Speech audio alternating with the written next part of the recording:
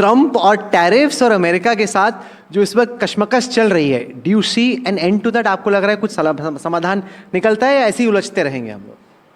देखिए, मैं एस्ट्रोलॉजर तो नहीं हूं, लेकिन मेरा कन्विक्शन है कि भारत सही ट्रैक पे है और भारत जो कर रहा है अपने देश के हित में कर रहा है, अपने जनता के हित में कर रहा है। मुझे ये विश्वास है कि हमने जो अपने किसान हो, अपने मछुआरे हो, अपने जो छोटे उद्योग जगत से जुड़े हुए इकाइयां हैं, एमएसएमई सेक्टर है, हमारे कारीगर, हमारे कामगार, विश्वकर्मा, हमारे हथकरघा, इन सब की जो इंटरेस्ट है इसको सर्वप्रथम रखना पड़ेगा, सर्वप्रिय रखना पड़ेगा। और उसको संभालते हुए जो भी हम निर्णय लेते हैं वो मैं आपको विश्वास दिला सकता हूं, माननीय प्रधानमंत्री नरेंद्र मोदी जी इन इंटरेस्ट को कभी सैक्रिफाइस नहीं करेंगे, भारत के हित को कभी सैक्रिफाइस नहीं। उसके अलावा तो बहुत मौके हैं, बहुत अच्छे डील करने की संभावना है और मेरा विश्वास है कि यूएस और भारत दो इतनी कॉन्सिक्वेंशियल डेमोक्रेसीज हैं, इतने महत्वपूर्ण देश हैं।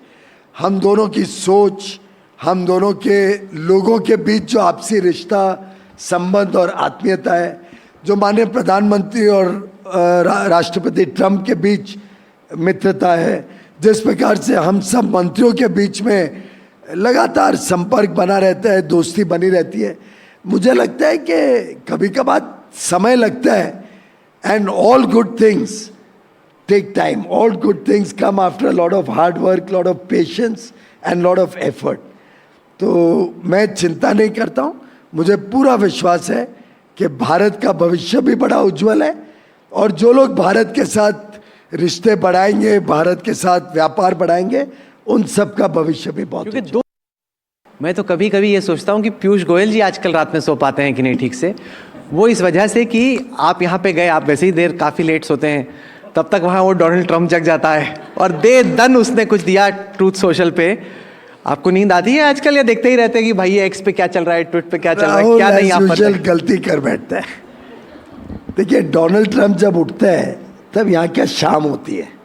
मैं जब सोता हूँ तो वहाँ तो लगभग वर्किंग आवर्स खत्म हो जाते हैं तब तक।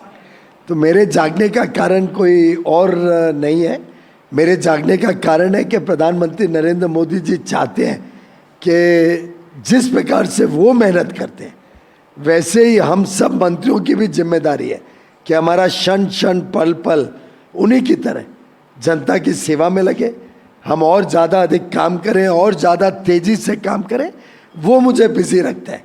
बाकी विश्व की समस्याएं आज हमें इतनी चिंता की बात नहीं है, क्योंकि भारत अपने आप में एक ताकत है। आखिर 140 करोड़ लोग जो डिमांड जनरेट करते हैं वो बहुत बड़ी ताकत है।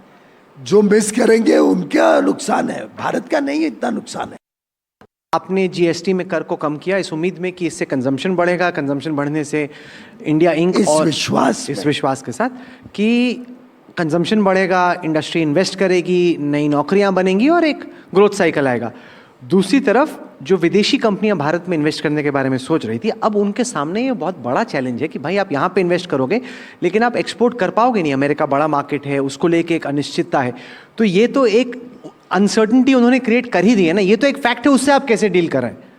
ऐसा है कि अनसर्टनिटी तो अवश्य है, लेकिन जो निवेशक भारत में आ रहे हैं उन निवेशकों को पता है कि आखिर और कौन सी अर्थव्यवस्था है दुनिया में जो लगभग 7.5-8% पे ग्रो कर रही।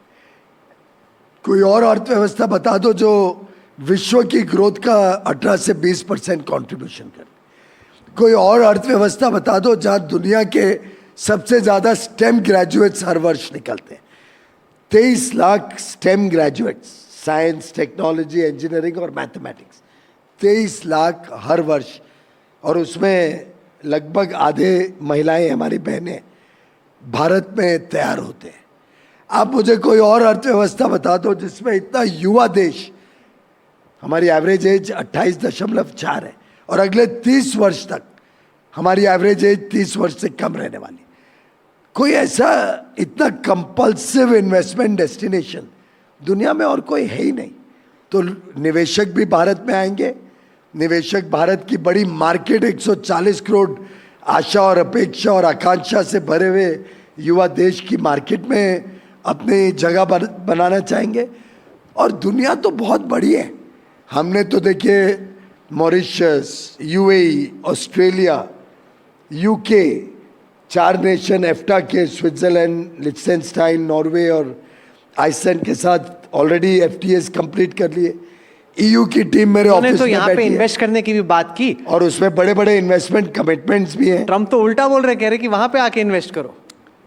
लोग जाए ना। हम तो देखिए अटल बिहारी वाजपेयी जी ने मुझे बहुत बचपन में ही सिखाया था कि कोई छोटी लकीर के मिटाने के समय मत बिताओ, छोटी लकीर के सामने बड़ी लकीर खींच के आप सफल ज्यादा होंगे। छोटी लकीर को ही देखते रहोगे तो कहाँ आगे बढ़ोगे लाइफ में।